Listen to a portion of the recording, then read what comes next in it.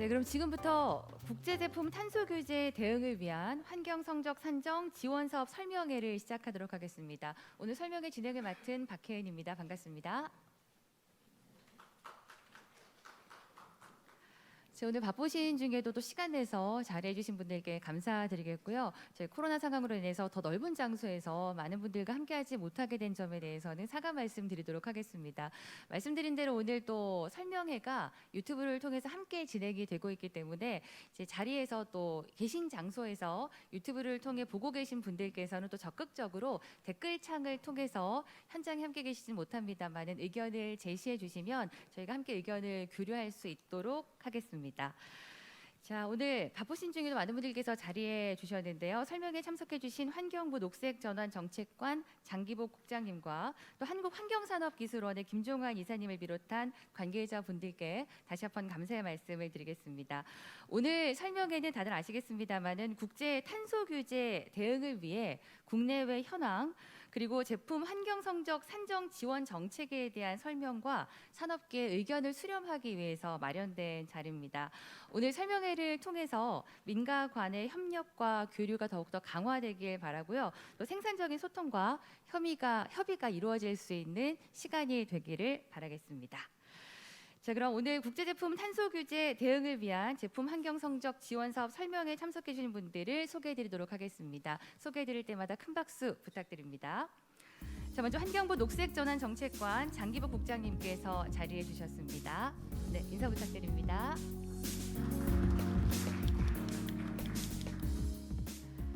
다음으로 환경부 녹색산업혁신과 장희재 과장님께서 자리해 주셨습니다. 고맙습니다. 자, 한국환경산업기술원의 김종환 이사님 자리하셨습니다. 네, 이 밖에도 많은 분들 함께 자리해 주셨습니다만 시간 관계상 다 소개해드리지 못하는 점은 양해 부탁드리겠습니다. 다시 한번 참석자분들께 감사 말씀드립니다. 자, 그럼 오늘 첫 순서로 환경부 녹색전환정책관 장기복 국장님을 모시고 인사 말씀 듣는 시간을 갖도록 하겠습니다. 앞으로 모시겠습니다.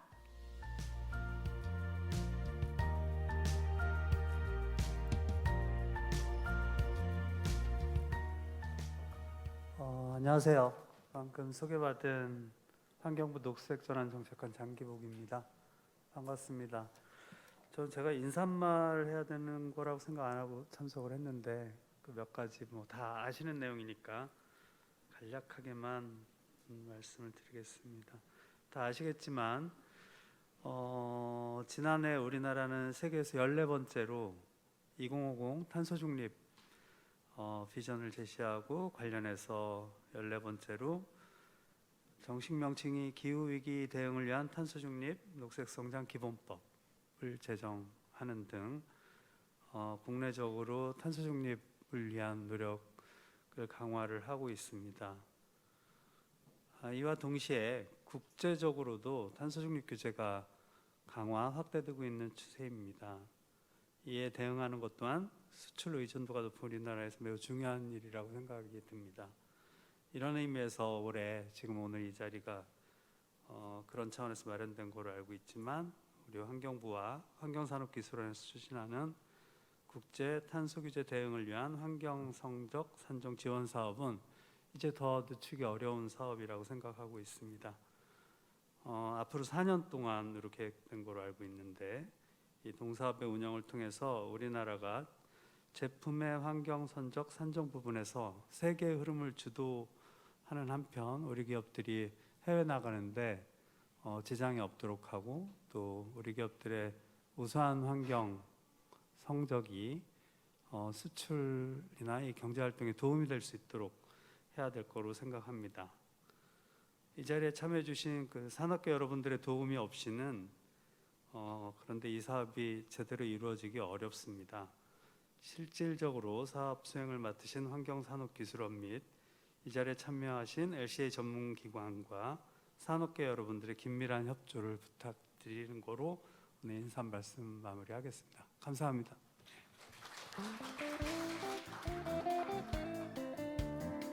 네, 장기복 국장님 말씀 감사히 잘 들었습니다. 이 국내적으로 탄소 규제가 이슈화가 되면서 제품의 환경 성적 산정 지원을 통해서 수출 기업에 도움이 되고자 환경부에서 많은 노력을 기울이고 계신데요. 그 노고에 감사를 드리겠습니다.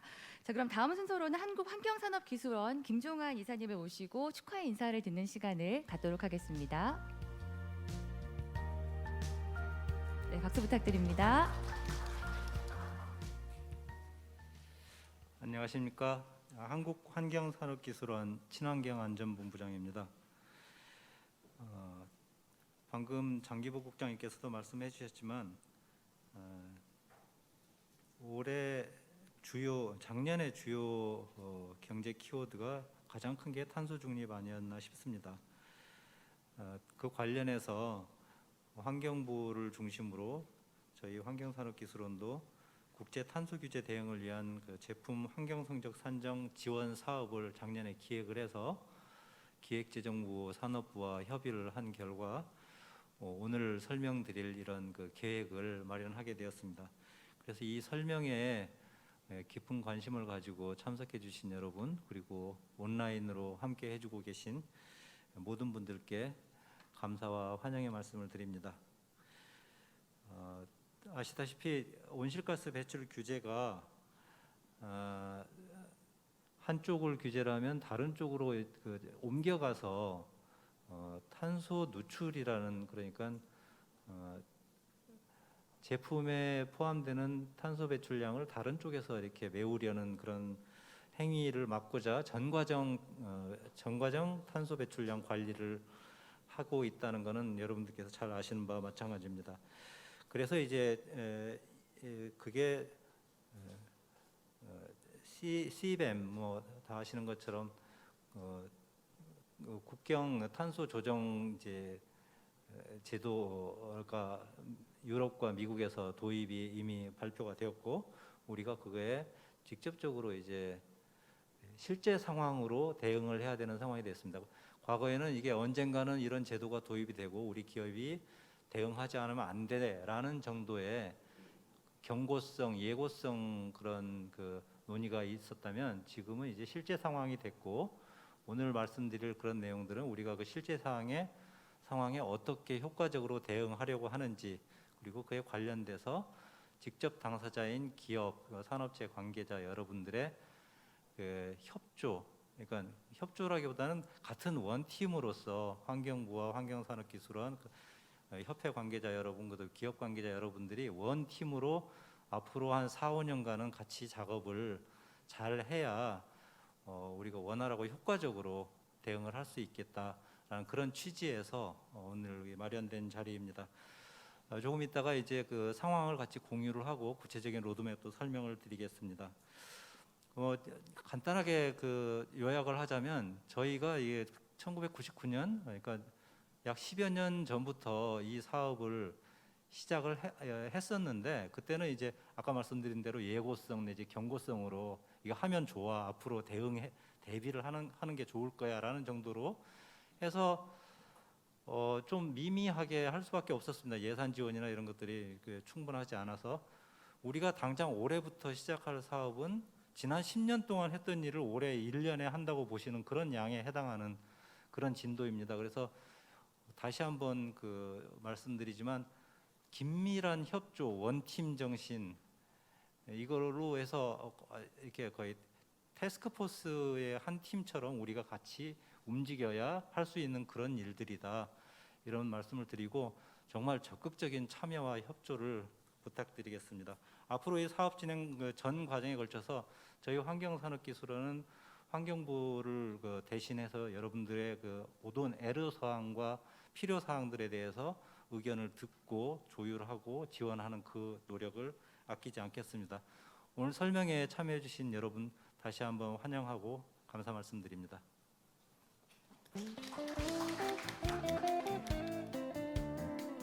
김정환 이사님께서 국제 제품 탄소 규제 대응을 위한 제품 환경 성적 산정 지원 사업의 취지에 대해서 설명을 잘 해주셨고요.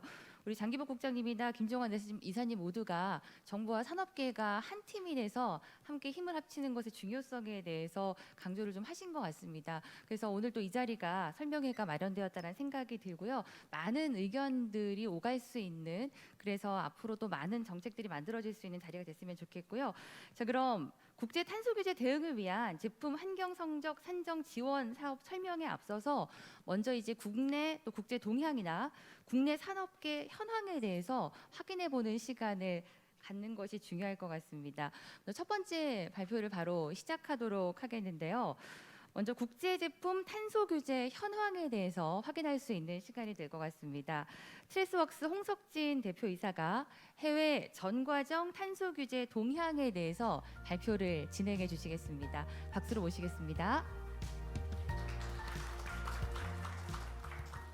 네, 안녕하십니까. 저 트레스웍스의 홍석진이라고 합니다.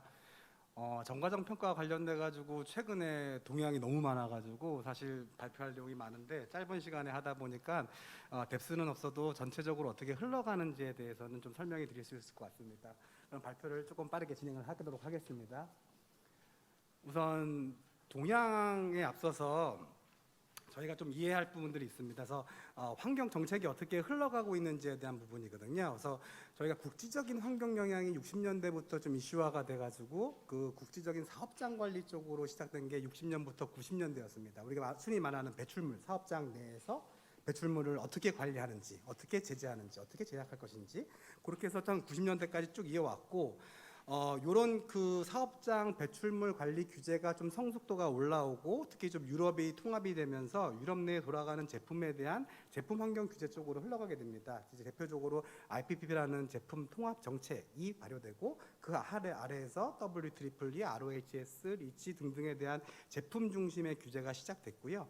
교토 프로토콜에서 파리 기후 협약으로 이어지는 과정에서 기후 사업장 내의 탄소 배출 관리라는 게 거의 글로벌한 트렌드로 자리 잡았습니다. 그게 2010년대 최근의 얘기죠. 그래서 파리 협약이 진행이 되면서 2도씨, 그러니까 2100년까지 2도씨 내로 기온 상승을 억제하겠다라고서 시작됐는데 18년도에 IPCC에서 2도씨로는 어떤 2도씨로 기온 상승 억제를 하는 것은 좀 리스크하다. 그래서 1.5도씨로 줄여야 된다라고 이제 그 스페셜 리포트에서 발표가 됩니다. 그럼 1.5도씨, 0.5도씨가 깎였는데 실제 대응하는 부분에 있어서는 상당한 많은 그 2.0도씨에 대응하는 거에 거의 절반 수준에 대한 저감이라든지 삭감이 필요하게 됐고요. 그런 시나리오에 따라서 각 국가별로 탄소 중립이라는 정책이 발효되기 시작했다라고 보시면 되고요. 이 과정에서 기존의 사업장 내에서 탄소 배출을 저감하는데 2도씨랑 1.5도씨랑은 완전 그 절반 이상의 어떤 그 감축이 필요하게 됩니다. 그러다 보니까 거의 마른 수건에서 이제 쥐어짜듯이 해야 되기 때문에 직접적인 배출이 아니라 간접적인 배출, 그러니까 제품 쪽으로 확산돼서 제품의 정과정 안에서 줄여야겠다라고 시작되면서 최근 2018년도 이후에 19년도, 20년도, 21년도에 정과정 평가 기반으로 한 어떤 어프로치들이 계속 나오고 있다라는 이런 트렌드라고 생각을 하시면 될 것 같습니다. 조금 요 제품 관련된 정과정 탄소 규제가 좀 다른 것은 요 앞에 있는 규제는 전통적으로 환경 규제 어프로치를 따릅니다. 그러니까 만족을 해야 됩니다. 만족을 더 밑으로 하거나 더 잘했다고 해서 특별한 경쟁력이 생기지는 않거든요. 그러니까 리스크에 대한 완화는 될지언정 내가 뭐 배출물을 많이 줄였다고 해서 나의 어떤 기업의 경쟁력이 살아나는 건 아니거든요. 근데 탄소 같은 경우에 제품 정과정 탄소 같은 경우에는 조금 어프로치가 다릅니다. 우리가 탄소 중립을 하면서 얘기되는 게 저탄소 경제, 순환 경제 뒤에 경제자가 붙는 정책이거든요. 얘네들은 일종의 경쟁입니다. 내 제품이 탄소가 낮으면 낮을수록 제로에 가까울수록 다른 제품보다 메리트가 있고 경쟁력이 생긴다라는 취지라고 보시면 될 것 같습니다. 그래서 그런 부분이 좀 다르고 이 규제가 끝난 것이 아니고 90년대 이후 계속 강화되고 진행되고 있는 부분은 역시 있습니다. 마찬가지로 제품 환경 규제가 제품 정과정 탄소 규제가 앞으로 더 강화될 것입니다. 저희가 30년까지 지금의 50% 이상을 절감해야 되고요. 그걸 하는 과정 30년 동안은 점점 더 정과정 제품이라든지 사업장 제품의 탄소를 줄이도록 강력하게 될 것은 분명합니다. 30년대 기준을 못 맞췄을 경우 그건 더 강한 어떤 제재 조건들이 붙겠죠. 그래서 지금은 이 규제가 많다, 힘들다 이 문제가 아니라 앞으로 어떻게 더 강화될 것이냐라는 부분에 있는 거기 때문에 거의 확실시 진행되는 규제고 더 강력해질 규제다라고 인식해 주시면 좋을 것 같습니다. 그래서 앞서 말씀드린 것처럼 사업장에서는 스코프 1 해가지고 사업장 내에서 화석연료, 그러니까 직접 사업장 내에서 화석연료가 배출되는 부분만 관리하는 부분들이 있고요. 그 다음에 스코프 2 해가지고 외부에서 전기라든지 여론을 끌어다 쓰는 이런 범위까지 해서 탄소 배출량을 관리하는 어프로치였다라고 보시면 될 것 같습니다. 이 두 가지 같은 경우에는 실제적으로 화석연료를 사용하는 경우는 전기로 대체한다고 하면은 스코프 1에서는 사실 배출이 없을수록 만들 수도 있습니다. 스코프 2에서는 내가 지금 기존에 운영하고 있는 공정을 외주로 전가한다면은 배출량을 줄일 수 있습니다. 최근에 저희가 인증을 하면서 똑같은 제품인데 A라는 지역과 B라는 지역에서 생산하는 제품의 단위 제품당 킬로와트가 거의 3배나 차이가 나더라고요. 그래서 이게 왜 사업장에서 똑같은 제품을 만드는데 왜 3배가 차이 날까라는 부분에 대해서 내용을 보니까 한 사이트에서는 가공 공정을 포함한 사업장을 운영하고 있고 한 사이트에서는 가공 공정을 제외하고 조립만 운영하고 있습니다. 그렇듯이 사업장 단위에서는 어떤 회피라는 부분이 가능했는데 정과정 평가 제품으로 넘어가면서 시스템 전체를 보는 어프로치로 바뀌면서 그런 회피에 대한 부분이 없어졌다라고 보시면 될 것 같고요. 직접적인 배출 관리에서 여기 스코프 1, 2에서는 실제적으로 에너지를 줄이는 부분에 대한 선택적인 옵션이 없는데 정과정 평가로 넘어가면은 내가 어떤 물질을 사용하는지, 그 물질을 어떻게 순환할 것인지, 그리고 어떤 공정 효율을 쓸 것인지 등등에 대한 부분을 고려할 수 있습니다. 그래서 실제적으로 순환 경제에서 나온 한 리포트에서는 사업장에서 나오는 게 한 55%, 제품과 관련돼서 45% 정도 리덕션 할 수 있는 여지가 있다라고 언급이 돼 있다라고 보시면 될 것 같습니다. 스킵하도록 하겠습니다. 그래서 최근 동향을 조금 설명을 드리면은 크게 한 5가지 정도 설명을 드릴 수 있을 것 같은데요. 앞단에서는 어떤 지표화라는 부분들이 있고요. 이제 실질적으로는 저희가 규제라는 부분들이 있고, 그 다음에 산업 자발적으로 움직이는 부분, 그리고 이런 규제라든지 어떤 시스템을 정과정 기반의 어떤 시스템을 움직이기 위해서 글로벌한 트렌드 이렇게 있다라고 보시면 될 것 같고요. 먼저 앞부분부터 설명을 드리면은 첫 번째 지표 부분입니다. 이거 같이 묶어 설명을 드리면은 저희가 GDP 같은 부분들을 관리하거나 기업의 어떤 경영의 KPI들을 관리를 하다 보면은 그 KPI가 뭐로 잡히냐에 따라서 경영이라든지 제품 개발이라든지 어떤 기업 활동의 디렉션이 바뀌거든요.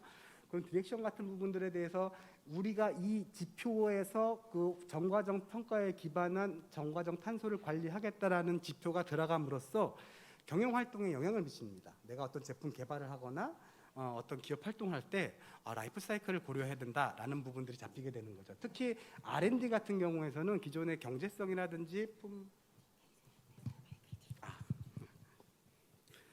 기존의 품질 같은 부분들까지 포함이 됩니다. 그래서 환경적인 요소가 들어오면 뭐가 달라지냐면은 내가 조금 더 비싸더라도 코스트가 올라가더라도 내지는 품질이 좀 떨어지더라도 정과정적으로 탄소 배출을 줄이는 것이 더 바람직하다라는 결론으로 이끌 수 있다는 부분입니다. 그래서 지표가 상당히 중요한 부분이고요.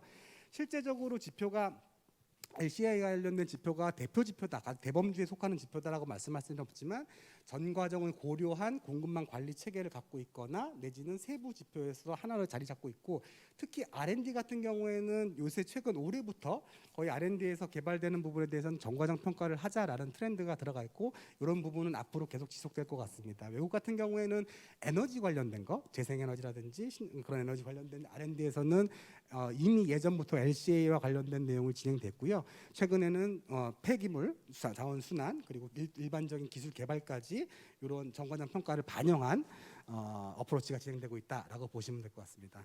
아까 말씀하신 것처럼 그 가공 원료 부분인데요. 얘는 정확히 따지면 LCA 기반은 아닙니다. 근데 이제 LCA 어프로치를 따른다라고 보시면 될 것 같고요. 자국 내에서 강력한 탄소 규제로 인해서 발생되는 일종의 비용들을 수입 제품에 대해서는 부과하고 자기네 국가에서 나가는 제품에 대해서는 리베이트를 줌으로써 국제 무역에서 공평, 공정성을 확보하자라는 어프로치로 시작된다라고 보시면 될 것 같고요. 아까 말씀드린 대로 대표적으로 탄소 국경 조정세 유럽이죠. 그다음에 미국의 공정 전환 및 경쟁법 이렇게 두 가지가 대표적으로 지금 제시가 되고 있습니다. 여기서는 LCA는 아니지만 실질적으로 얘네들도 제품 단위에서 무언가를 요구하기 때문에 이 유럽 같은 경우에는 한 사업장에서 온실가스 배출량 산정은 지금 배출권 거래제처럼 스코프 1, 2에 대한 걸 카운팅하고 있지만 그 사업장 내에서 제품 단위를 어떻게 쪼갤 것이냐 등등의 LCA 어프로치가 들어갈 수 있고요. 미국 같은 경우에는 환경 비용의 단위 제품 단위 뭐 그 대상당 환경 제품의 그 대상에 대한 탄소 배출량을 곱하면서 수수료를 부과하겠다라는 부분이 있고요. 여기서도 마찬가지로 제품 단위에서 탄소 배출량이 얼마인가를 계산할 때 직접이든 간접이든 LCA 평가에 기반하기 때문에 거의 이거와 관련된 이거와 관련돼서 대응하기 위해서는 자체적으로 LCA와 관련된 컨셉이라든지 LCA와 관련된 어프로치라든지 관련된 정보를 확보하셔 나가야 된다라고 말씀드릴 수 있을 것 같습니다. 오늘 다음 발표가 배터리인데요. 배터리가 좀 이슈가 큽니다. 배터리는 이 두 개 자동차랑 같이 이슈가 묶여 있는데요.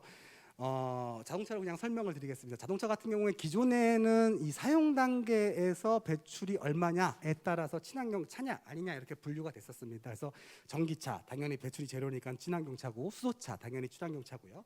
근데 얘를 라이프 사이클로 확대시켜 놓으면은 이 전기차가 좋을지 하이브리드 차가 좋을지 약간 퀘스천이 달립니다. 그래서 일본에서 시작된 건데 사실은 배터리가 차지하는 전기차에서 배터리가 차지하는 탄소 배출량이 많게는 40%까지 잡힙니다. 많게는 물론 이제 20%까지 잡히는 것도 있고 그러는데 많게는 40%까지 잡힙니다. 이 40% 잡히는 걸 실제적으로 라이프 사이클을 놓고 보면은 전기차가 탄소를 줄이는 게 실제적으로 크지 않을 수 있다는 부분이 있습니다. 따라서 배터리에 대한 관리가 중요해지고 이 배터리에 대한 환경 부담을 줄여야 하기 때문에 배터리에서 투입되는 원광석 물질을 어느 광산에서 채취했느냐 이게 광산에 따라 다릅니다. 배터리를 생산하는 공정이 어디에 위치하느냐 배터리를 생산할 때는 건조름이라든지 건조 공정이라든지 건조에 들어가는 에너지가 많은데요. 그 건조하는 공정이 약간 따뜻한 나라냐 습한 나라냐 뭐 건조한 국가 지역이냐에 따라서도 탄소 배출량이 상당히 달라집니다. 그런 부분 그리고 배터리를 다 사용하고 나서 어떻게 재활용하느냐 재활용이 높으면 높을수록 전 과정에서 탄소 배출은 낮아지거든요. 그러니까 아까 말씀드린 것처럼 사업장에서 탄소 관리는 에너지를 줄이자라는 컨셉으로 들어가는데 라이프 사이클로 펼쳐놓으면 물론 에너지도 포함되고 요 물질을 어떻게 순환할 것이냐 그렇기 때문에 탄소 중립에서 저희가 저탄소 경제랑 순환 경제를 같이 얘기하는 부분이 있습니다. 그래서 그렇게 이어져 나간다라고 보시면 될 것 같고요. 실제적으로 이 규제는 일본에서 처음 제안이 됐습니다. 그래서 자기네들 자사에 이제 하이브리드가 대세다 보니까 하이브리드에 대한 어떤 약간의 메리트를 주기 위해서 접근이 됐고요. 그래서 유럽과는 달리 여긴 주행거리, 그러니까 요 사용 단계에서 이 제품이 수명 동안 이동하는 주행거리가 유럽에 비해 좀 짧게 설정되어 있습니다. 이게 짧으면 짧을수록 하이브리드가 전기차보다 이제 좋게 되는 거죠. 그런 정책적인 어프로치를 사용하고 있다라고 보시면 될 것 같고요. 다음은 구매 쪽입니다. 제가 이렇게 잘 안 보이네요. 구매 쪽입니다. 그래서 캘리포니아에서는 조달, 그러니까 이제 일반적인 기업이 아니라 공공 조달과 관련돼서는 일정 수준의 전과정 탄소 배출량 목표 기본 평균치를 설정해 놓고 얘보다 높거나 낮거나에 따라서 입찰에 어떤 제약을 준다거나 그런 어프로치가 있고요.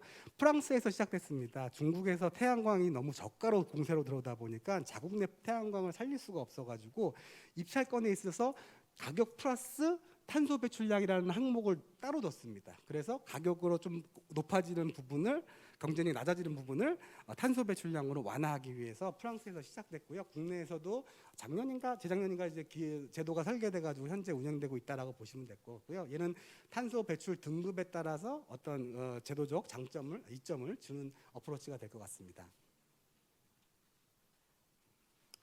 다음은 죄송합니다. 다음은 인증제도입니다. 인증제도 같은 경우에는 환경성정 표지를 기반으로 해서 지금까지 쭉 이어져 왔습니다. 상당히 많은 인증제도가 국내외적으로 운영되고 있고요. 이게 어떠한 이유에서건 누군가는 그 배출량을 검증하기 위한 요건으로 필요한 제도다라고 보시면 될 것 같고 사실은 제가 생각하기엔 이게 제일 큽니다. 산업 자발적으로 움직이는 부분이 제일 큽니다. 애플사 같은 경우에는 10년 동안 쭉 이 정과정 관련된 탄소 배출, 공급사의 탄소 배출량을 관리해 오고 있고 그 부분을 이제 탄소 중립이 되면서 기업 단위에서 탄소 중립을 하겠다라고 발표를 하면서 요거를 그러면 우리가 만들었으니까 탄소 발작 추적 시스템으로 법제화하자라는 움직임이 작년에 발표돼 있습니다. 이게 무서운 게 첫 번째는 그냥 이 공급망이 사실 우리가 쉽게 생각하면은 그냥 1, 2차 밴더 그냥 모으면 되겠지 하는데 실제적으로 대기업에서도 1차 밴더를 넘어가서 관리하기는 상당히 어렵습니다.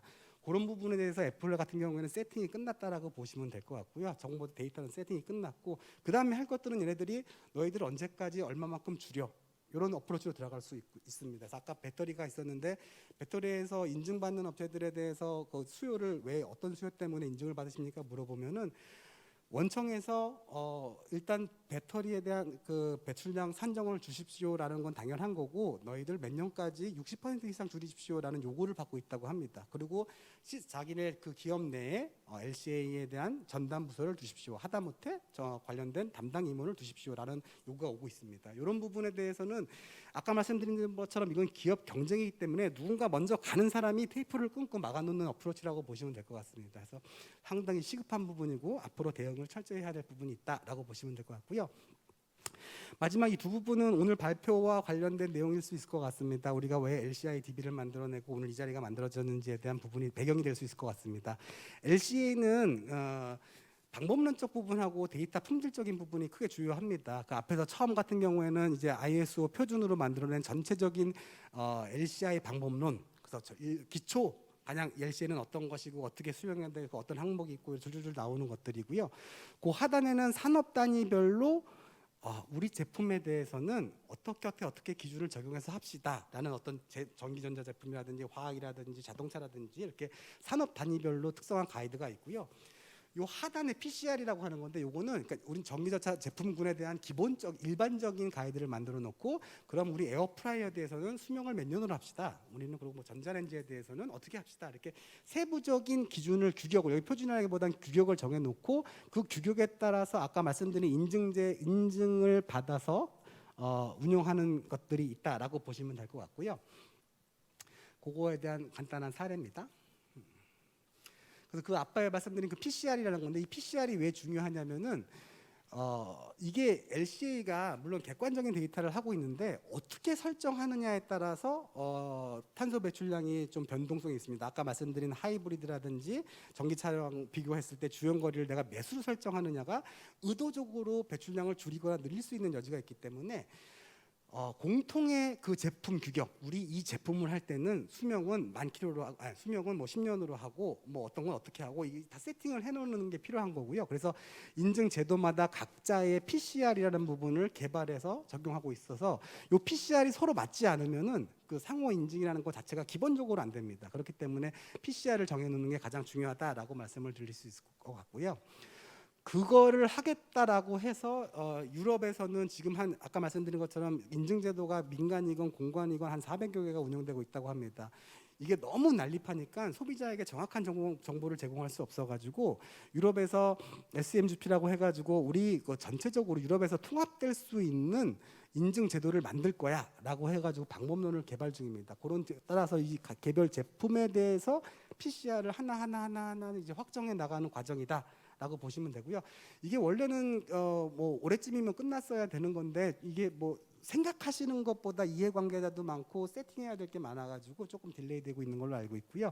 어쨌든 얘가 되면은 일단 유럽 공통적으로 기준이 적용되고 우리나라 또한 유럽 공통 기준을 따라갈 수밖에 없는 그런 뭐 상황에 처해질 수 있는 부분이고요. 물론 우리나라 선도할 수 있는 부분도 있을 것 같고요.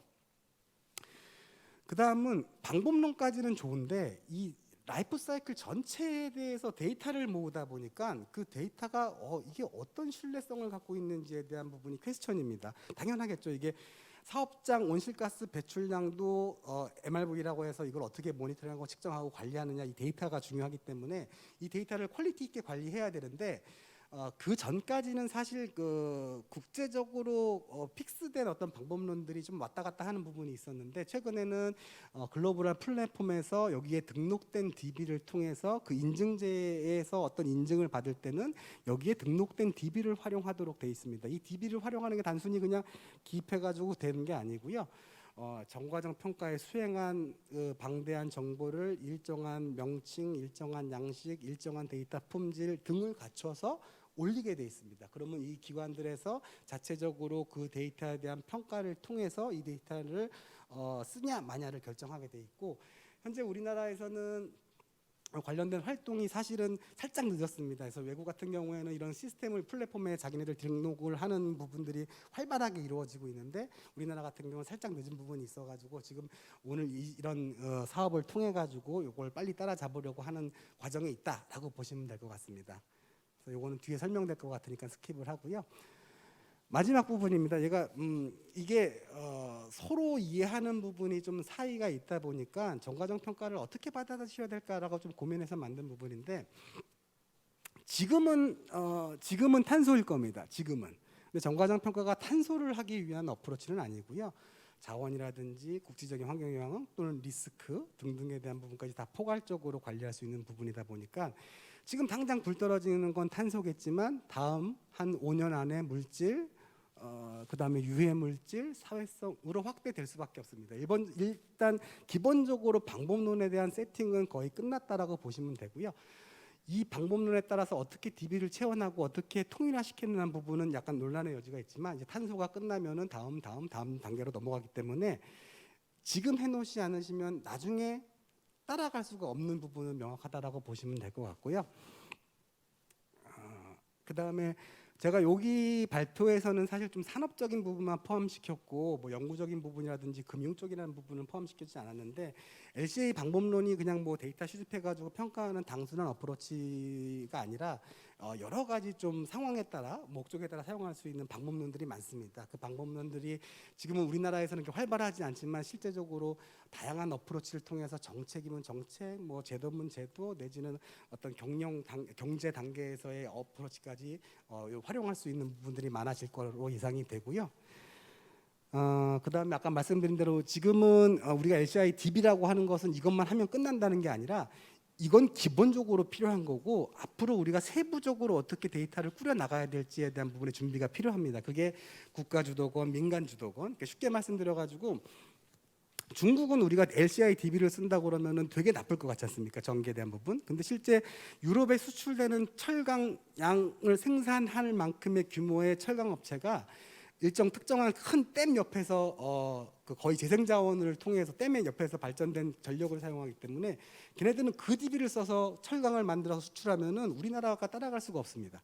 유럽에 수출되는 제품에 한해서 그 생산량만큼 포괄한 부분이 그 댐 하나 옆에서 발전된 양으로 다 생산된다고 보시면 됩니다. 그럼 걔네들이 만약에 이런 어프로치를 정한다 하면은 중국 평균 DB가 아니라 그 지역, 그 댐의 DB를 사용한다는 말씀이시죠. 그러니까 공급망 상에서 내가 어떤 부분에 얼만큼 줄여야 되겠다라는 부분에 대해서 정확히 계산하는 것도 중요하고, 전략적으로 여러 가지 DB가 있다 그러면 내가 정확히 좀 낮출 수 있는 DB를 사용해야 되는 부분도 있는 거죠. 그래서 지금은 국가에서 지원을 통해서 당장 급하니까 급한 부분에 대한 DB는 확보해주고, 실제적으로 기업에서 국외의 규제를 대응할 때는 자체적인 세부적인 데이터를 만들어 나가시는 게 저 효과적이다라고 말씀을 드릴 수 있을 것 같고요. 마지막입니다. 마지막엔 DTP라고 해서 디지털 프로덕트 패스포트라는 부분이 있습니다. 이건 아직 좀 생소한 개념이긴 한데, 유럽에서는 순환 경제랑 디지털화 정책과 맞물려 가지고 제품에다가 모든 정보를 넣는 겁니다. 이 정보가 뭐냐면은 물질 정보, 화학 정보, 규제 정보, 사용 정보, 사용상에서 내가 어떻게 이 제품이 지금 어디에 있고 어떤 상태이고 고장이 났고 폐기되면 어떻게 처리해야 되고 어떤 방식으로 처리해야 되고 등등에 대한 디지털 트윈이라고 하는데, 그런 부분의 정보를 데이터 셋 하겠다라고 제시를 해놓고, 물론 이게 유럽 사람들이 느리다 보니까 당장 뭐 24년, 25년에 될 건 아니긴 한데, 일단 기본적인 디렉션은 제품에 대해서 환경성 정보를 체계적으로 디지털화해서 관리하겠다라는 부분은 명확하다고 보시면 되고요. 제품군이 아니라 제품 하나에 대해서 여기에 어떤 물질의 탄소 배출량이 얼마인지를 기입하게 돼 있거든요. 그 말은 저기 참석하신 뭐 여러 기관들이 계시겠지만, 거기에 이 공급망, 제품의 공급망에서 벗어나는 기업은 없을 겁니다. 산업도 없을 거고요. 모두 다 해야 된다는 말씀을 드리고 싶은 부분이 이 마지막으로 하고 발표를 마치도록 하겠습니다. 제가 시작하는 시간을 몰라가지고 빨리 끝냈는지 늦게 끝냈는지 잘 모르겠네요. 아무튼 질문을 네네. 바로 이어가도록 하겠습니다. 이 국제적 기업을 중심으로 전과정 탄소 배출량을 요구하면서 이제 실질적인 온실가스 감축을 위해서 이제 전과정 탄소 배출량을 기반으로 규제가 강화되는 것에 대한 여러 가지 얘기들을 해주셨는데요. 관련해서 참석자분들의 질문을 받아보도록 하겠습니다. 질문하실 때는 소속과 성함을 먼저 말씀하시고 바로 이어서 질문을 해주시면 되겠습니다. 손을 들어주시면 저희가 마이크를 전달해 드리도록 하겠습니다. 혹시 유튜브 통해서 보시는 분들 중에서도 질문이 올라오면 저에게 알려주시면 바로 답변을 드릴 수 있도록 하겠습니다. 네, 전체적인 개요를 좀 설명을 해주시는 부분이다 보니까 이제 설명을 듣는 것으로 마무리가 좀 된 것 같고요. 혹시 추가적으로 이제 더 하시고 싶은 말씀이 있으시면 해주시면 좋을 것 같아요. 뭐 오늘 설명회가 사업 관련된 설명이기 때문에 어떻게 생각하실지 모르겠는데 제가 생각에는 정부기관에서 이것 좀 저희가 하는데 도와주십시오 이 컨셉은 아닌 것 같습니다. 지금 급하니까 정부에서 자금을 내서 도와드리겠습니다라는 컨셉은 분명한 것 같고요. 그런 과정에서 담당자분들이 어떻게 생각하시는지 그리고 저희랑 배경이 다르다 보니까 심각도를 어떻게 느끼실지는 모르겠는데 아까 말씀드린 것처럼 30년 우리가 줄여야 되는 탄소 목표를 현재의 시스템에서는 절대로 맞출 수가 없습니다. 앞으로 계속 강화될 거는 분명하고요. 그런 트렌드에서 지금 준비하지 않으시면은 계속적으로 산업의 어떤 활동에 대해서 어려움이 있을 것 같다라는 말씀을 드리고 마무리하도록 하겠습니다. 감사합니다. 네, 고생 많으셨습니다. 박수 부탁드립니다. 네, 트레스웍스 홍석진 대표이사의 해외 전과정 탄소 규제 동향에 대한 발표가 있었습니다. 혹시 차후에 관련해서 질문이 생기신 분들은 모든 발표가 끝난 후에 저희가 다시 한번 질의응답 시간이 있으니까요. 그때 또 자유롭게 의견을 주셔도 좋을 것 같습니다. 저는 첫 번째 발표로 이제 우리 홍석진 대표이사께서 해외 전과정 탄소 규제 동향에 대해서 전반적으로 설명하는 시간을 가졌고요. 또 바로 이어서 전 발표에서 우리 전승환 연구원께서 그렇다면 우리 현재 상황은 이렇습니다라는 또 내용에 대해서 또 그리고 바라는 점에 대해서 이야기를 함께 나눠 주셨습니다. 자, 그리고 말씀하시면서 이 환경 성적 산정이 국제 기준에 부합해서 원활하게 좀 활용이 될 수 있었으면 좋겠다라는 바람을 함께 이야기해 주기도 하셨는데요. 아마 다음 발표가 좀 이에 해당하는 발표가 될 수 있을 것 같습니다. 그 환경부의 정책 방향에 대해서 저희가 좀 이야기를 들어보도록 할 텐데요. 국제 기준에 부합하는 환경 성적 산정을 위한 방법론 그리고 기초 데이터의 필요성에 대해서 환경부의 정책 방향을 우리 한국환경산업기술원 이준재 연구원께서 발표를 진행해 주시겠습니다. 앞으로 모시겠습니다.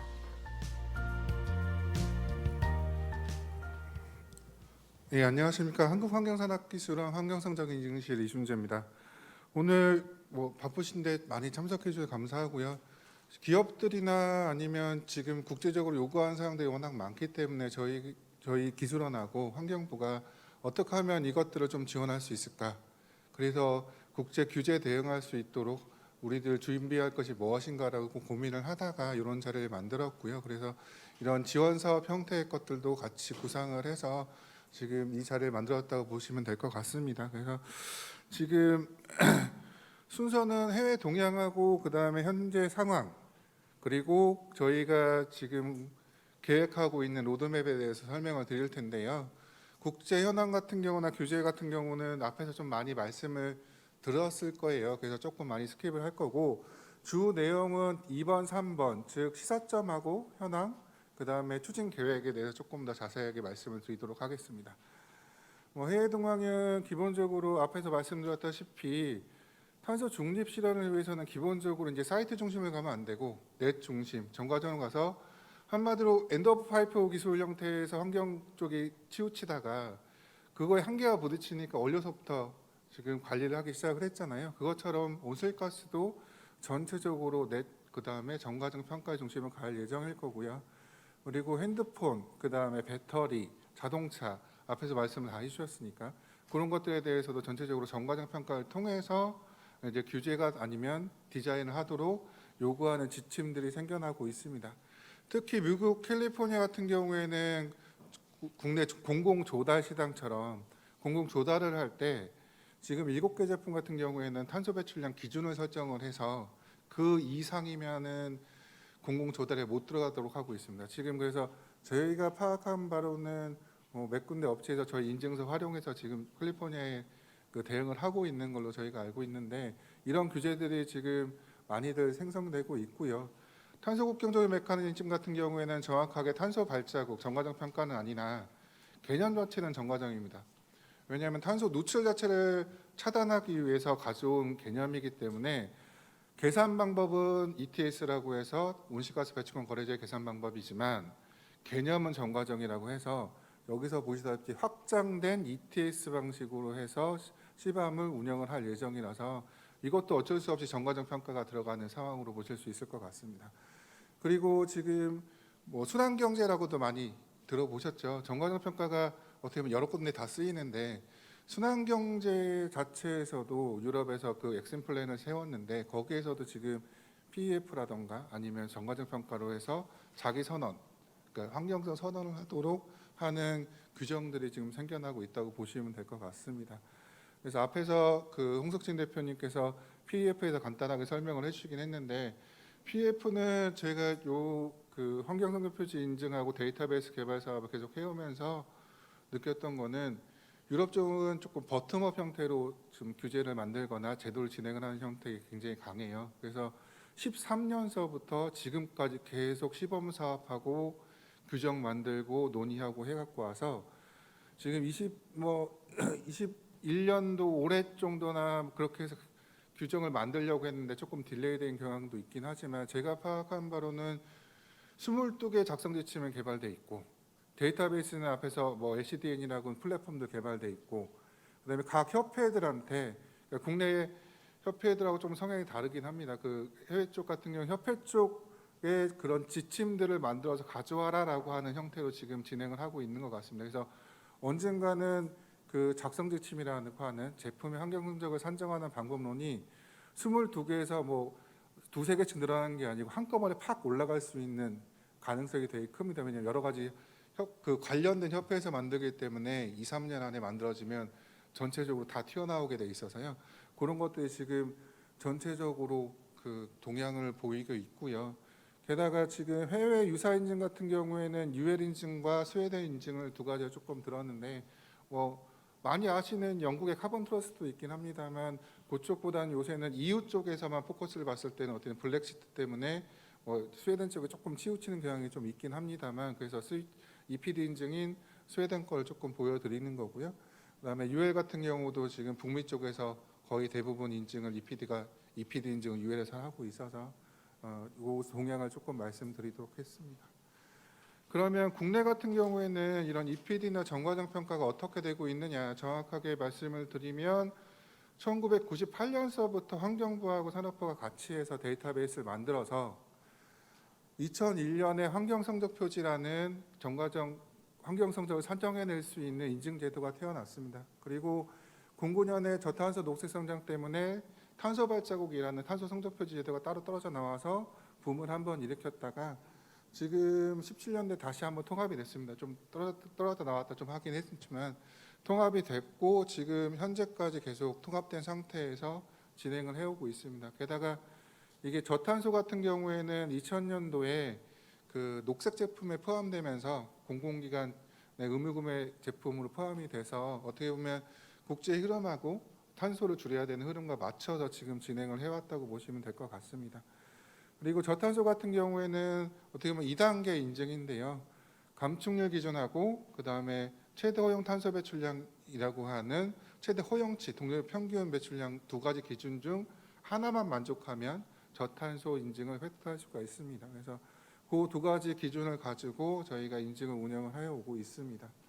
지금 보시는 것처럼 이게 아무래도 환경적 이슈가 계속 커지면서 단순하게 봐도 19년서부터 지금 21년까지 하게 되면 거의 배로 증가하고 있는 1.5배씩 증가하고 있는 형태로 보입니다. 19년 때는 한 400여 개, 근데 20년대는 한 670여 개, 21년도에는 630개긴 한데 경과 조치나 이것저것 전부 다 합치게 되면 거의 750개 정도의 인증을 새로 해서 진행을 해왔습니다.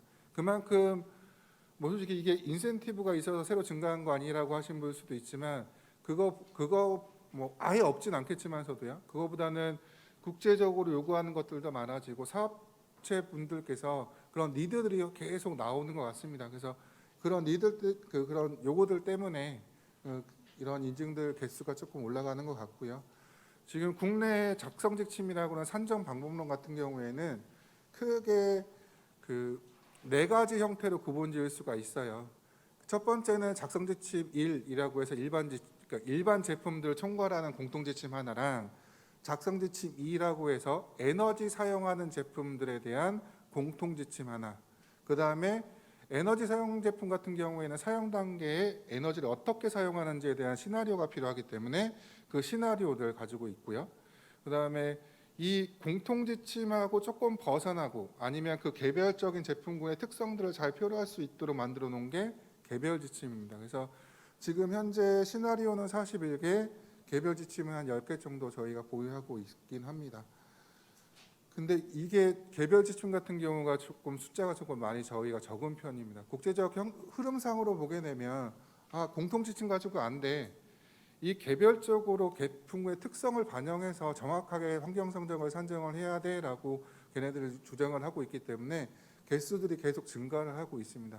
지금 EU는 22개 정도를 지금 만들어 놨고요. 앞에서 말씀드렸듯이 확대될 가능성이 굉장히 크고요. 스웨덴 같은 경우에는 한 128개 지금 계속 점차적으로 늘어나고 있습니다. 그런 식으로 가지고 있지만 지금 국내 같은 경우 10개 정도밖에 안 가지고 있는 상태고 지금 국가 ACI 데이터베이스 같은 경우에는 여러 부처에서 같이 협업해서 오래전부터 많이 해오고 있긴 하지만 한 저희 국내에서는 지금 한 800여 개 데이터베이스를 가지고 있긴 합니다.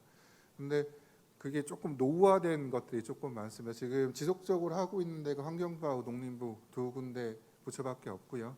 그래서 그 부처들끼리 계속 업데이트하고 있긴 하나 아무래도 조금 힘이 조금 딸리는 형태긴 합니다. 그래서 이것들을 업데이트해야 되는 필요성들도 느끼고 있습니다. 그리고 그 앞에서 홍석진 대표님이 앞에서 글래드라던가 플랫폼 얘기를 말씀해 주셨는데 그쪽을 플랫폼 동향을 저희가 찾아보고 있다가 플랫폼에 해외 쪽에서 많이들 등록을 하고 있어서 저희도 한 번 정도는 대응을 해야 되겠다라고 해서 2020년도에 노드라고 하는 플랫폼에 접속할 수 있는 어떻게 보면 어플 같은 거라고 보시면 될 것 같습니다. 어플을 저희가 만들고 그거를 국제 플랫폼에 등록해서 승인 허가 받은 후에 지금까지 한 17개 정도 등록을 해서 지금 운영을 하고 있긴 합니다. 하지만 이게 17개가 되게 턱 없이 부족한 게 있거든요. 지금 보시는 것처럼 스위스는 한 6,000개, 뭐 일본은 3,000개, 중국도 한 2,500개 정도 등록을 하고 있는데 국내 같은 경우에는 지금 181개 중 진짜 국내에서 등록한 거는 17개밖에 없습니다. 나머지 것들은 어떤 거냐? 해외 쪽에서 저희 쪽 국가 큰 통계를 가지고 만들어낸 데이터베이스예요. 그러니까 실제적으로 보면 저희 거보다 또 높게 나온 경우들이 조금 있는 데이터를 싣고 맞습니다. 그래서 이런 경우에는 이 데이터를 만약에 사업체에 쓴다라고 하면 조금 어떻게 보면 탄소 배출이 좀 많이 산정이 될 수도 있습니다. 그래서 그런 것들을 좀 방지하기 위해서 저희도 계속 등록하고 그 수준에 맞게 개발하려고 하다 보니까 어떻게 보면 이런 지금 개발 계획을 수립하고 환경부하고 같이 이런 그 자리를 마련했다고 보시면 될 것 같습니다. 기본적으로 저희가 개발 계획은 큰 틀에서 지금 당장 앞에 있는 수출 규제 품목들에 대응할 수 있도록 하고 나머지에선 탄소 중립을 위해서 그다음에 국제 상호 인증을 위해서 필요한 것들을 기반들을 갖춰가면서 차곡차곡 대응을 하자. 대신 우리가 국제적으로 상호 인정을 받거나 아니면 탄소 중립을 위해서 그 기술까지 전부 다 개발하기 위해서는 굉장히 많은 시간이 걸리거든요. 그래서 그 시간을 전체 들여서 기업들 대응하지 못하게 하는 게 아니고 목표를 그렇게 잡고 개별적 이슈가 나오는 것들은 그 이슈거리별로 개별적으로 대응을 하려고 하고 있습니다. 그래서 기본적으로 전략에서 보시다시피 큰 쪽의 틀에서 보시게 되면 1단계에서부터 3단계로 나누어 저희가 대응을 하려고 하고 있고요. 첫 번째 단계는 수출 규제 및 국제 부합화를 먼저 할 거고 2단계 같은 경우에는 탄소 배출량이 다 많은 제품 품목하고 수출 품목들이 수출 규제에 대응할 수 있는 단계를 2단계로 보시면 될 것 같고 3단계 같은 경우에는 그냥 단일 품목 형태의 죄송합니다. 단일 품목 형태의 대응이 아니고 실제적으로 국제적으로 전체 다 아울 수 있도록 인정할 수 있는 기반을 만들 수 있는 최종 목표를 가지고 진행을 하려고 하고 있습니다. 그래서 작성 지침이라고 하는 제품 산정 방법록 같은 경우에는 연 한 12개씩 개발할 예정인 거고, 데이터베이스 같은 경우에는 연 한 150개 정도 개발을 해서 한 30년대 것까지는 하게 되면은 데이터베이스는 한 천여 개, 계속 리뉴얼을 해야 되기 때문에 한 천여 개 정도 하고, 작성 지침은 한 120개 정도까지 목표를 잡고 진행을 하려고 하고 있습니다. 세부적인 목표를 보시게 되면 지금 작성 지침 같은 경우에는 22년도 같은 경우에 바로 눈앞에 있는 배터리 같은 경우도 같이 작성 지침을 좀 만들려고 하고 있고요. 거기에 필요한 뭐 알루미늄 아니면 비철금속 그런 것들을 지금 만들려고 하고 있습니다. 대신 이 자리에서 지금 저희가 지금 로드맵을 만든 것 자체는 저희가 우선순위를 정한 것뿐이기 때문에 의견들을 많이 주시면 그거에 따라 수정 보완이 좀 될 수 있다는 거 말씀을 드리겠습니다. 그리고 데이터베이스가 조금 어려웠는데요. 작성 지침은 산정 방법이기 때문에 제품에 포커스를 두면 되긴 하나, 데이터베이스 같은 경우에 정과정 평가를 하려다 보니 어떻게 보면 완전히 원료 채취 단계서부터의 데이터베이스가 없으면 중간 단계 거를 만들 수가 없습니다. 그래서 지금 총 로드맵상으로서 보게 되면 초반에는 기반 산업 위주로 좀 진행을 하고, 기반 산업과 수출 규제가 눈앞에 있는 품목들 중심으로 해서 진행을 할 예정인데요. 보시게 되면 첫 번째 모든 사업에 사용할 수 있는 에너지, 전기 안 쓰는데 거의 없으실 거고, LNG 안 쓰는데 거의 없으실 거고, 상수 안 쓰시는데 없을 겁니다. 근데 그 데이터가 없으면 아무것도 못 합니다. 그 데이터가 있어야지 철강을 만드시거나 아니면 실제적으로 철강을 캐는데도 전기를 쓰기 때문에, 그래서 그런 쪽들 데이터들을 우선적으로 가고, 그다음에 당장 뭐 배터리라든가 철강 쪽에 규제들이 보이는 것들이 있기 때문에 그쪽하고 같이 맞물려서 철강 제품하고 배터리에 필요한 석유화학 화학물질들을 조금 만들려고 합니다.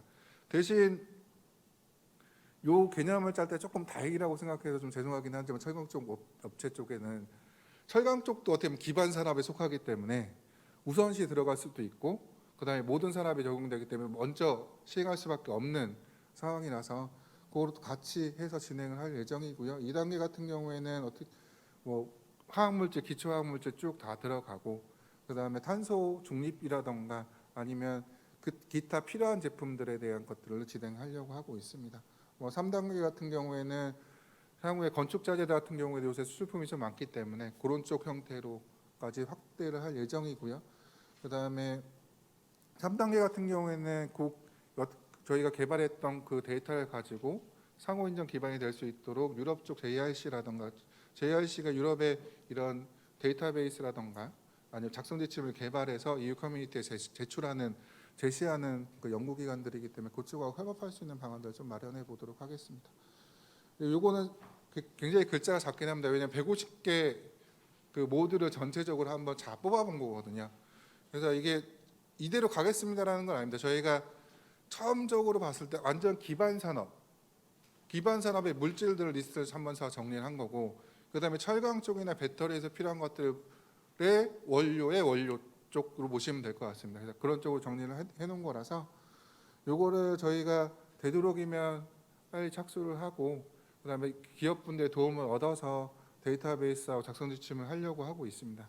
근데 저희가 이 사업을 조금 오래 진행을 하다 보면 기업분들이 가장 힘든 게 일도 많으시고, 그다음에 비용 같은 거 지원도 없고 해봤자 어떻게 보면 큰 이득이 없었습니다. 그 전까지는. 근데 지금은 눈앞에 있는 규제도 있을 거고, 그다음에 산정 방법이란 방법론이 당연히 있어야 되는데 눈에 보이는 건 없고 영문밖에 없고 아예 없고 규제만 한다고 하고, 그래서 저희들이 환경부라 생각했을 때 어떻게 하면 도울 수 있을까라고 했을 때는 첫 번째로 산정 방법을 만들 때 어쨌든 기업들의 의견들을 받아들여서 저희가 산정 방법을 해야 됩니다. 국제 표준이 있다고 하게 되면 국제 표준에서 반드시 해야 되는 거는 어쩔 수 없이 저희가 따라가야 되겠죠. 근데 할 수 있다, 고려해야 된다 같은 경우에 국내 실정에 맞게 변경이 가능합니다.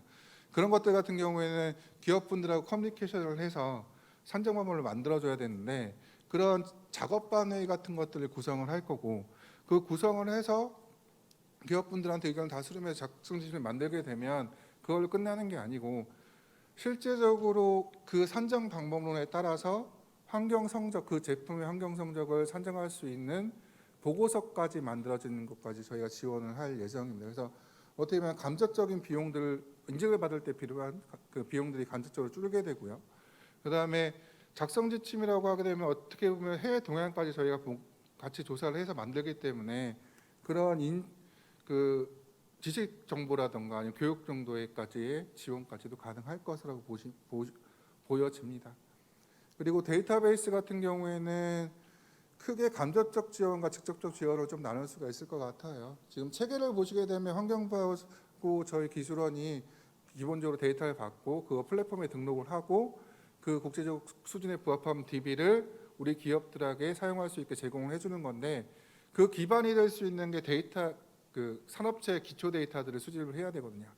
근데 그 기초 데이터를 수집했을 때 가장 큰 우려점이 앞에서 사무관님께서도 질문을 하셨었는데 기업들의 비밀 유출들 우려들이 있습니다. 그러면 그걸 어떻게 차단할 수 있을까라고 저희가 고민했을 때는 협회 쪽에서 한번 가공한 데이터들이 있으면 그 협회 쪽은 어떻게든 그 회원사들의 정보들이나 그쪽 분들이 같이 모였기 때문에 기밀 유출이 좀 들어갈 것 같아서요.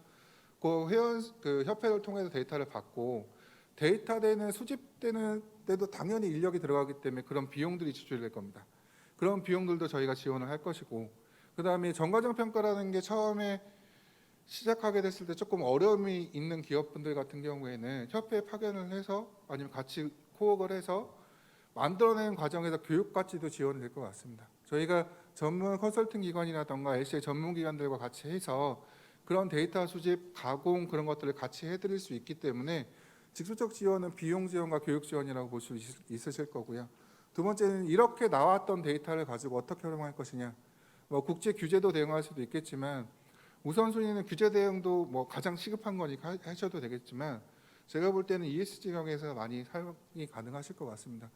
앞에서 홍석진 대표님이 말씀을 해주셨는데 내 제품의 환경 성적이 어디야, 위크 포인트가 어디고 강점은 어디야, 그런 것들이 파악이 되기 때문에 그거를 가지고 개선할 수 있는 방안들을 마련할 수 있을 것으로 보입니다.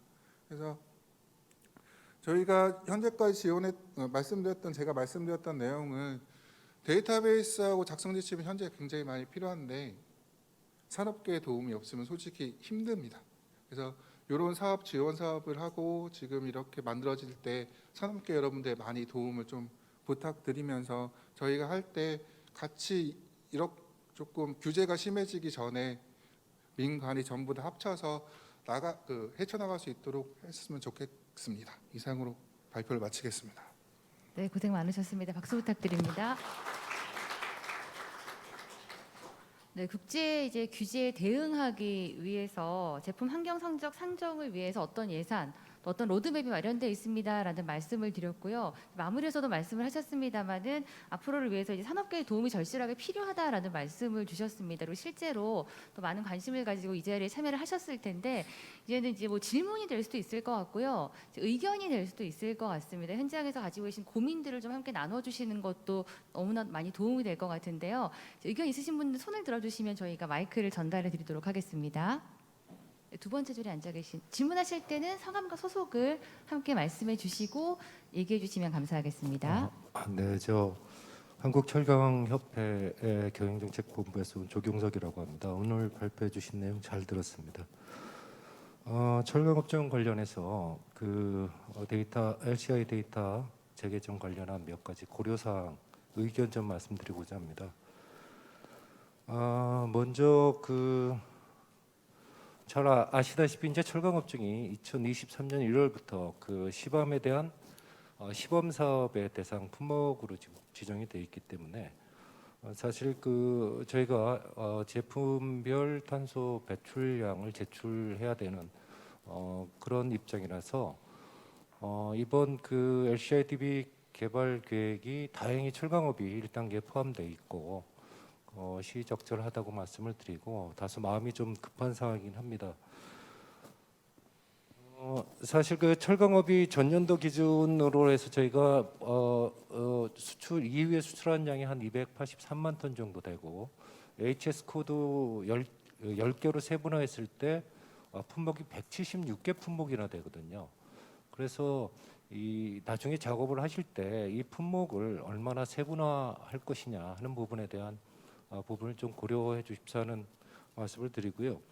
두 번째는 그 아까 이제 DB의 공개권 관련해서 아까 LG 그다음에 우리 이상수 사무관님 그리고 지금 발표하신 연구원님 다 같은 말씀들을 주셨는데 저희 이제 철강업계의 의견은 이렇습니다.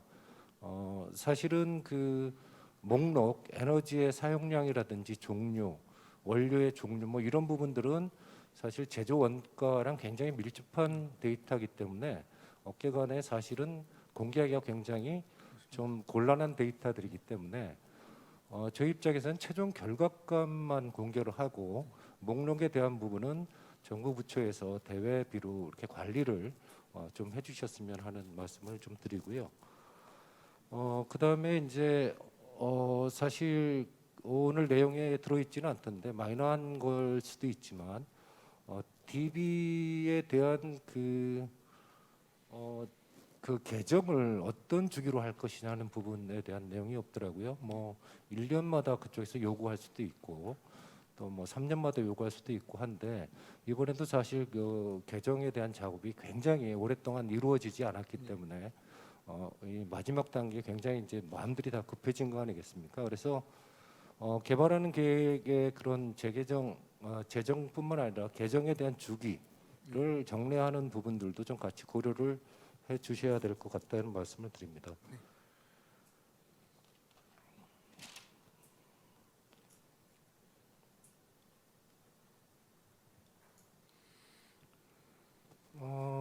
예, 뭐 전 여기까지만 좀 말씀을 드리고 다른 분들도 뭐 의견들이 많으실 것 같아서 그래서 마치겠습니다. 조금 답변을 좀 드린다면 개정 계획은 저희가 24페이지에 한번 보여드렸긴 했는데요. 이게 저희가 기본적으로 그 국제 플랫폼에 등록하기 위해서는 데이터 그 품질 요건이 있는데 그게 3년 정도 품질 요건을 가지고 있습니다. 그래서 거의 3년마다 리뉴얼할 생각이고요.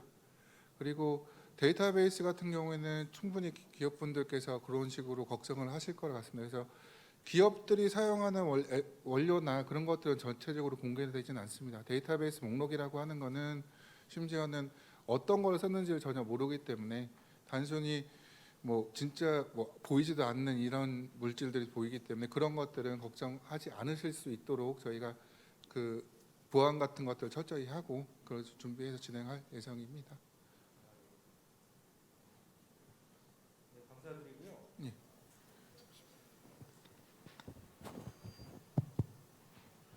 하나만 더 추가해서 말씀드리겠습니다. 우리가 이제 이번에 산정한 그런 데이터들이 EU나 미국이나 이렇게 그 개발한 방법론과 데이터들에 대해서 상호 인정을 받을 수 있는 부분이 또 상당히 중요한 문제거든요. 저희가 뭐 EU 같은 경우는 지금 시방 관련해서 어떻게 그 배출량 산정 방법에 대한 거 아직까지는 밝히지 않고 있기 때문에 시기적으로 22년도에 작업하는 부분들은 굉장히 그런 부분들이 곤란한 부분들이 있어서 작업을 진행하면서 EU의 동향이라든지 그다음에 정부 간의 협상 뭐 이런 것들을 통해서 저희가 2번, 3번 작업이 안 되도록 또 다른 측면은 우리가 개발한 쪽으로 그런 것들을 이니셔티브를 끌고 갈 수 있도록 좀 작업을 해주셨으면 하는 마지막 부탁 말씀드립니다. 감사합니다. 저희도 앞에서 말씀드렸던 뭐 JRC 기관이나 연구기관은 저희 기술원에서 담당을 해서 어떻게든 컨택을 해서 상호 인정이 될 수 있도록 할 거고요. 1차적으로 데이터베이스를 국제 플랫폼에 등록한다는 것 자체가 국제적 수준에 부합한다는 얘기이기 때문에 그 1차적인 목표를 달성을 하고 그다음에 말씀하셨던 국제 협력이라든가 그런 거는 연구기관은 저희 기관에서 그다음에 환경부 쪽에서 해주실 수 있는 국가 간의 협력기관들은 그런 것들은 같이 해서 대응할 수 있도록 준비하겠습니다. 네, 철강 산업 관련해서 의견을 나눠 주셨고요.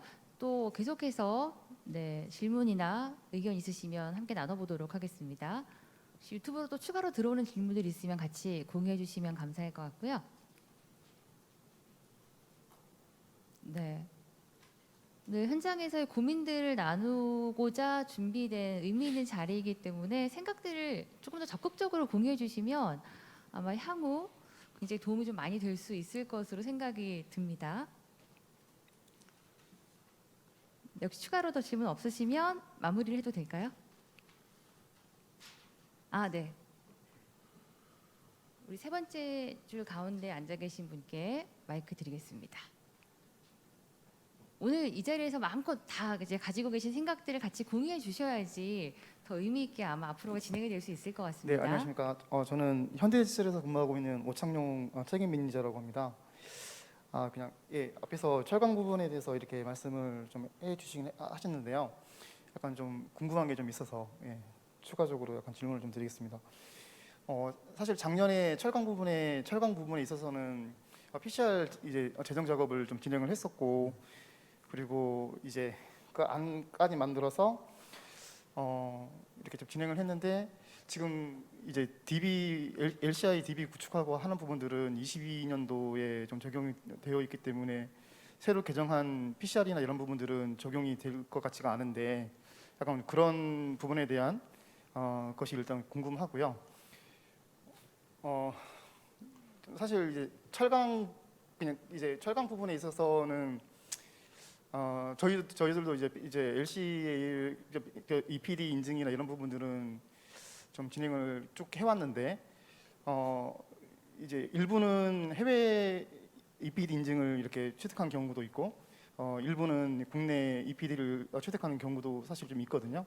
근데 이제 저희가 일부에 대해서는 저 해외 EPD를 좀 약간 선호한 그런 경우도 있습니다. 왜 그러냐면 국내 같은 경우에는 이제 어떤 EPD를 인증을 받게 되면 그걸로 인해서 아까 2차 인증, 뭐 저탄소 인증이나 이런 부분들이 좀 있기 때문에 사실 맨 처음에 좀 진행했던 그런 그 업체들한테는 약간 부담이 좀 작용을 하더라고요. 왜냐하면 저희는 이제 먼저 했는데 뒤에서 하는 기업들이 저희들에 있는 데이터를 보고 더 낮은 값을 얻었을 때 2차 인증까지 좀 이어지는 부분들이 있기 때문에 그런 리스크 때문에 국내 EPD보다는 해외 EPD 쪽으로 선호한 그런 경향이 많거든요. 그래서 사실 DB를 구축하고 하는 부분들도 되게 좋긴 한데 원래 약간 EPD 그 인증에 대한 취지하고 약간 좀 상반된 그런 제도가 좀 운영이 되기 때문에 좀 진행하기가 약간 좀 꺼려지는 그런 부분도 분명히 있다고 좀 생각이 듭니다. 그래서 좀 거기에 대한 좀 보완이 좀 되어야 되지 않을까, 그런 좀 의견을 좀 구합니다. 제가 이해한 게 맞나 조금 다시 여쭤보겠습니다. 첫 번째로는 데이터베이스가 지금 작년에 만들었던 PCR하고 적용될 수 있는가가 첫 번째 의문이신 것 같고, 두 번째가 지금 환경성소 표지 제도 자체에서 그 저탄소 2단계 인증이 있기 때문에 그 제도 자체에서 정보 공개하는 거라던가 아니면 그 저탄소 기준 설정에 대해서 좀 변경을 원하시는, 개선을 원하시는 그런 질문이 맞습니까? 네, 맞습니다. 그럼 첫 번째 질문은 충분히 반영이 되고요. 뭐냐면 PCR이라고 하는 거는 제품의 환경 성적을 산정하는 방법론이라서 제품의 EPD 인증을 위한 판정 방법론입니다. 그래서 그거는 진짜 그런 방법론을 만들어진 거고, 데이터베이스 같은 경우에는 지금 저희가 PCR 만들 때 국제 표준거 그 데이터베이스 개발 표준을 가져왔지 않습니까? 그 지침에 맞게 개발을 한 거기 때문에 그 데이터베이스하고 지침하고는 조금은 구분을 해줘야 될 것 같습니다. 그 방법론들이 조금은 달라서.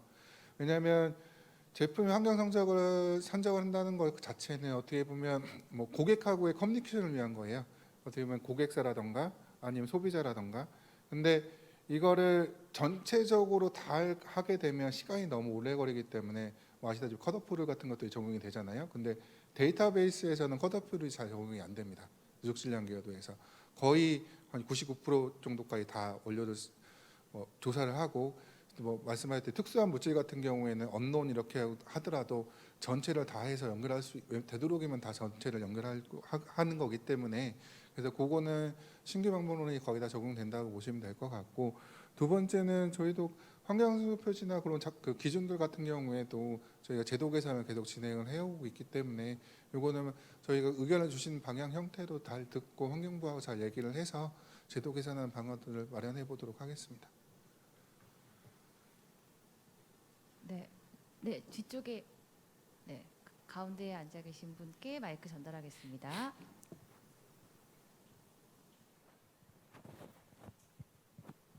안녕하세요. SK 이노베이션 조광국 팀장이라고 합니다. 다름이 아니라 올해 LCI TV 개발 계획 내용을 보니까 휘발유 중유 경유 이런 제품들에 대해서 LCA TV를 구축하신다고 했는데요. 네. 저희가 정유화학 관련된 LCA를 수행하다 보니까 원유에 대한 TV가 없어서 좀 애로 사항이 있거든요. 네. 그래서 그런 지금 현재는 이제 유료 TV를 써서 우리나라 평균값을 쓰고는 있는데 그 부분에 대해서는 어떻게 생각하고 계신지 궁금하고요. 그다음에 수소는 이제 개별 피드에 대한 수소 관련된 TV를 구축하신다고 했는데 실질적으로는 현업에서는 여러 피드를 써서 만들고 있고 또 부생 수소도 있잖아요. 근데 그런 부분에 대해서는 어떻게 TV를 구축하실 계획이신지요? 제가 답변드리면 첫 번째로 그러니까 경유, 중유, 휘발유를 잡아놓은 이유가 원유 같은 경우는 국내 생산이 없습니다. 그래서 데이터베이스가 없는 겁니다. 원유라는 건 크루드 오일이라고 해서 바깥 해양에서 크루드 오일 잡아서 온 거기 때문에 정과정 평가의 기본 원칙의 첫 번째 원칙 자체가 지역에서 나온 데이터를 쓴다라는 겁니다. 그렇기 때문에 원유는 국내 생산이 없기 때문에 말씀하신 것처럼 참 그게 없어서 해외 거를 갖다 써야 되는 불편함은 있습니다. 근데 그거를 저희가 어쨌든 그것도 지식재산권이기 때문에 저희가 구매를 해서 그 원유를 가지고 정유사 쪽에서 이걸 가공하는 것 자체를 저희 국내에 있기 때문에 그것들을 만들어서 실제적으로 휘발유나 등유나 벙커슈 쓰시는 분들이 쓸 수 있도록 공개를 한다는 얘기인 거고요. 두 번째 수소 같은 경우에는 블랙, 블루, 그린 다 블루 수소도 있고 다 있으니까요. 그런 것들을 전부 다 구분할 예정입니다. 그래서 지금 예정상에 수소라고 간단하게 나와 있는 것 자체는 수소에서 수소 생산을 위해서 가장 필요한 기초 원료들서부터 들어가는 걸로 보시면 될 것 같습니다. 그래서 만약에 그린 수소냐, 블루 수소냐, 그레이 수소냐 그런 것들에 대해서 진짜로 그 안에 따라서 공정들이 다 다르기 때문에 그거 별로 따로 만들어야 될 상황도 나올 겁니다. 그래서 그거 같은 경우에는 뒤쪽에 2단계, 3단계 정도 그 사이 정도에 위치되어 있는데요. 그런 수준으로 지금 개발할 예정입니다. 어떻게 보면 데이터베이스는 실제적으로 보면 진짜 원료 채취서부터 나야 되기 때문에 그 단계에서 진짜 기초되는 원료 단계에서부터 차근차근 올라온다고 보시면 될 것 같습니다. 네, 제일 뒤쪽 앉아 계신 여자분께 마이크 드리겠습니다.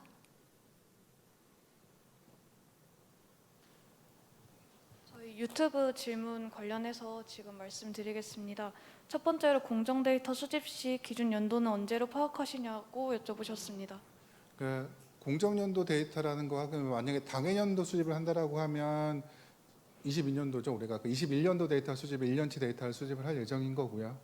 그러니까 지금 수집 연도에 바로 직전 연도로 보시면 될 것 같습니다.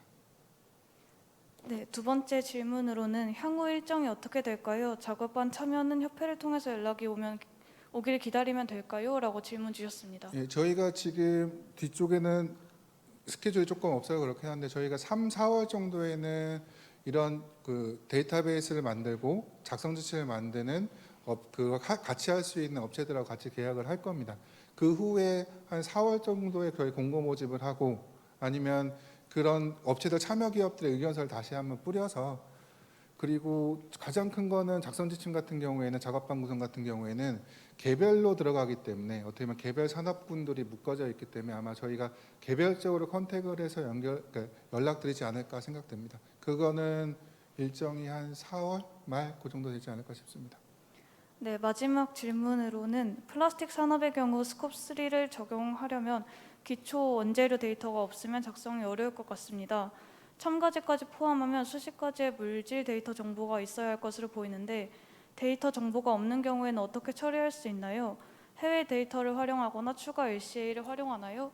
라고 질문 주셨습니다. 지금 그것도 조금 어려운 문제긴 합니다. 플라스틱 계열 같은 경우가 가장 기본적으로 저희가 하는 건 납사 형태로 들어갑니다. 그래서 국내에서 정유사분들이 좀 많이 도와주신다라고 하면 납사 물질 정도의 구성에서 기본적인 메인 물질들은 저희에서 구축이 가능할 거라고 보입니다. 대신 플라스틱 물질 중에서 첨가제 형태 아니면 촉매제 형태 것들은 국내에서 생산 안 하는 것들도 있습니다.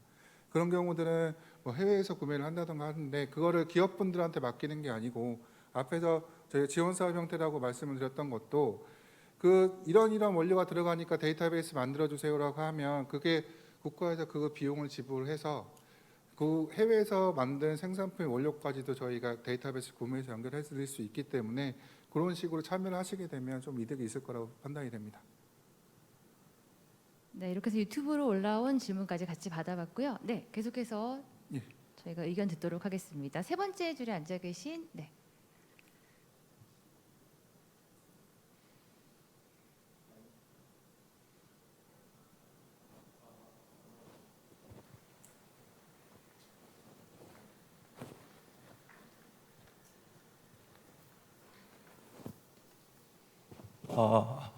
네, 안녕하세요. 저는 현대제철 이진수 매니저라고 합니다. 우선 발표 잘 들었고요.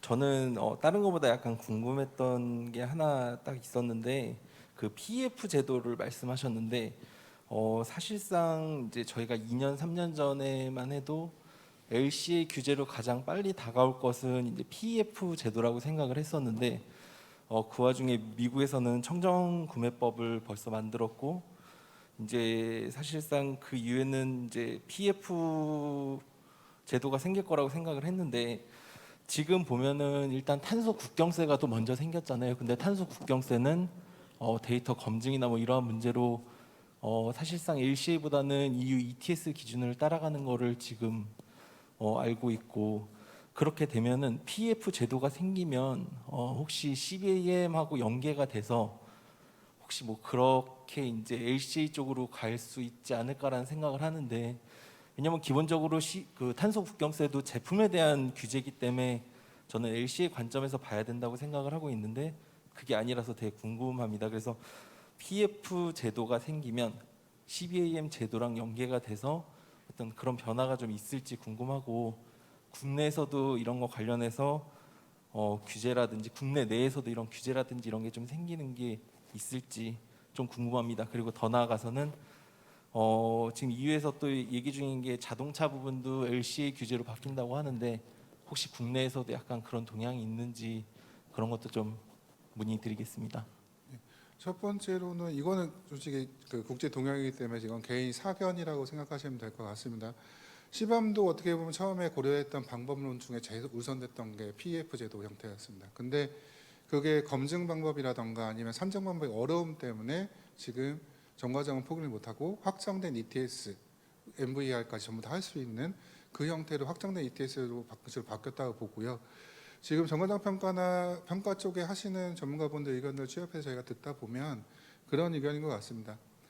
정과정을 가야 되긴데 지금 완전 제품, 그러니까 철강통도 어떻게 보면 기반 산업이니까요. 전자제품이나 아니면 펜 같은 형태, 아예 최종 제품 형태로 가게 되면 이걸 정과정까지 가기가 너무 힘든 거예요. 왜냐하면 전체 다 고려를 해야 되기 때문에. 그래서 맨 처음에 탄소 다배출이기도 하고 그다음에 앞단이라고 하는 1차 협력 업체가 한 군데밖에 없는 한마디로 원료 채취해서 바로 가공할 수 있는 그쪽을 먼저 시범을 가고 그 형태를 본 다음에 PF 제도가 조금 세팅이 되면 이제 그 형태로 해서 간접세 형태로 들어가지 않을까. 그래서 그게 고민이 되면서도 그걸 보고 있는 게 저희가 배터리 규제긴 합니다. 솔직히 배터리 레귤레이션이 어떻게 보면 디렉티브에서 레귤레이션에 승격이 된 건데 거기에서 탄소 발자국을 보겠다 그리고 등급화하겠다 규제 뭐 수출을 못하게 하거나 아니면 뭐 기준보다 높으면 비용을 더 주별하겠다라고 하는 것 자체가 어떻게 보면 탄소 국경세와 똑같은 형태인 거잖아요. 그 형태로 발전 가능성은 충분히 있다고 봅니다. 그래서 저희도 그게 걱정이 돼서 그것도 우려가 돼서 같이 대응하려고 지금 이런 자리를 만든 거고요. 그래서 지침도 개발하고 데이터베이스도 국제 기준에 맞게 개편을 하려고 하는 겁니다. 그리고 국내 같은 경우에는 현재까지는 저희가 뭐 규제라면 규제일 수도 있긴 하지만 인증제도에서 저희 저탄소 제품이 그건 인센티브라고 저희는 얘기를 합니다만 공공구매 쪽에 우선 조달이기 때문에 그런 정도 인센티브가 있기 때문에 못 받으신 분들한테는 규제일 수는 있겠죠. 아무튼 그런 형태의 저희 인센티브를 주고 있는 방법이 있고요. 자동차 부분은 뭐 제가 좀 고민하는 것들 자체도 앞에서 그 트윅스에 계신 대표님이 말씀해 주셨는데 전기 자동차 과연 좋으냐, 하이브리드가 좋으냐, 일반 경유차가 좋으냐, 휘발유차가 좋으냐 그런 것들은 정과정 평가가 개념이 지금 막 들어오기 시작한 것 같습니다. 그래서 이게 자동차 업계에서는 지금 처음 그러니까 닥친 일이기 때문에 현지에서 대응하기 좀 바쁠 것 같지만 향후에는 이게 보편화되지 않을까요? 라는 생각이 지금 들고 있긴 합니다. 네, 추가적으로 질문이 있으시면 저희가 조금 더 받고요. 네. 없으시면 네, 여기서 질의응답은 마무리하는 것으로 하겠습니다. 우리 이준재 연구원님 고생 많으셨습니다. 고맙습니다. 네, 박수 감사합니다. 부탁드리겠습니다. 그럼 또 발표를 진행해주신 세 분의 발표자께도 다시 한번 감사드리겠고요. 이상으로 국제제품 탄소 규제 대응을 위한 제품 환경 성적 산정 지원 사업 설명회에 대한 내용을 마무리하도록 하겠습니다. 바쁜 중에도 참석해주신 분들께 다시 한번 깊은 감사 말씀드립니다. 조심히 돌아가십시오. 고맙습니다.